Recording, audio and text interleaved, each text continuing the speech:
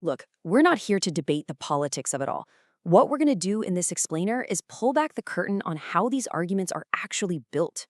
We're going to deconstruct a Fox News segment on Iran, piece by piece, to see exactly how it guides the viewer from this picture of chaos at home to a very clear call for action abroad.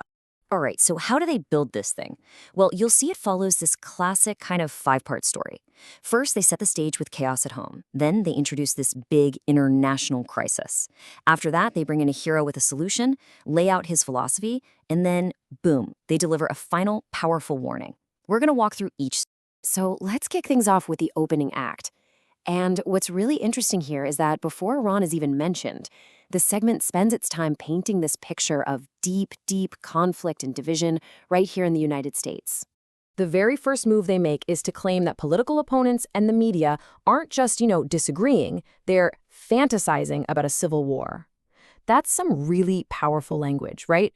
It immediately sets up this high-stakes us versus them atmosphere.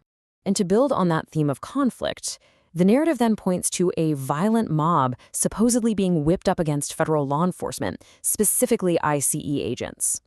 So this adds a layer of real physical danger to that initial political claim. And then, to really complete this picture of turmoil at home, the segment highlights plans to hold political figures in contempt of Congress. So you see what's happening? You've got political, physical, and legal conflict all mixed together to create this potent feeling that the nation is right on the edge. Okay, so once they've painted this picture of chaos at home, bam, the narrative just takes this incredibly sharp turn, pivoting away from America's internal issues to a huge crisis that's unfolding thousands of miles away. And this one sentence, "This is the bridge," it completely shifts your focus. It contrasts all that domestic stuff with something much, much worse. Absolute horror and evil. But you gotta notice that last word, hope. That's a crucial piece of the setup. And to make this horror feel real, to give it scale, they immediately hit you with a number: 12 to 20,000 murdered protesters. That figure right there instantly establishes how incredibly severe and urgent the situation is meant to feel. And then, wow, they use this incredibly graphic and visceral language to paint a really gruesome picture. I mean, phrases like body bags stacked and hunted down, those aren't just descriptions. They're specifically chosen to get a strong emotional reaction from you and to clearly establish the Iranian government as the bad guy in the story. So you've got your villain, right? This brutal regime.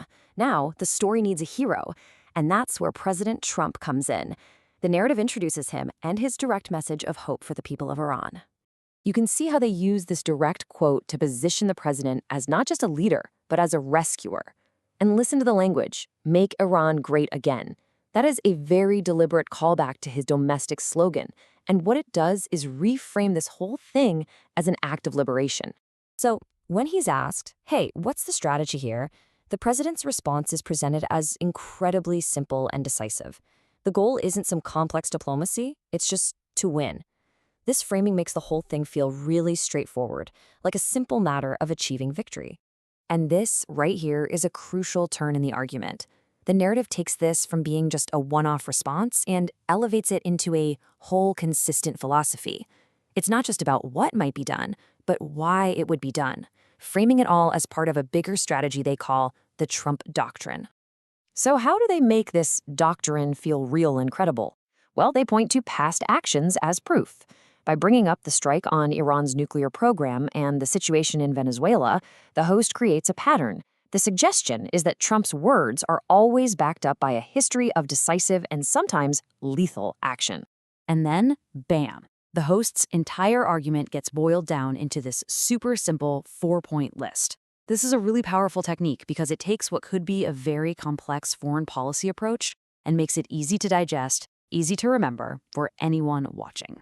Okay, so this is where it all comes together. This is the climax of the narrative. All those pieces we've seen, the problem, the hero, the doctrine, they all converge into this one final, direct warning that is aimed squarely at the leadership in Tehran. The whole justification for taking action gets boiled down to this really simple math. You've got a high threat from Iran, America has high stakes in the outcome, and therefore the justification for a strike becomes absolute. It's presented as a logical conclusion. And here's where they explicitly connect the dots for you, right? They link Iran's alleged actions directly to the reasons for a U.S. response. Things like chanting "Death to America" are positioned as the direct cause for why a decisive blow is not just an option, but a necessity for American interests. And notice how this doesn't end with a question. It ends with a statement, a declaration. The host offers up his personal prediction, which frames the whole outcome as if it's already a done deal. It leaves you, the viewer, with this powerful sense of inevitability. So think about the journey we just went on. From chaos at home to a clear enemy abroad, a heroic leader, and a justified response, the whole segment is really a masterclass in building a narrative.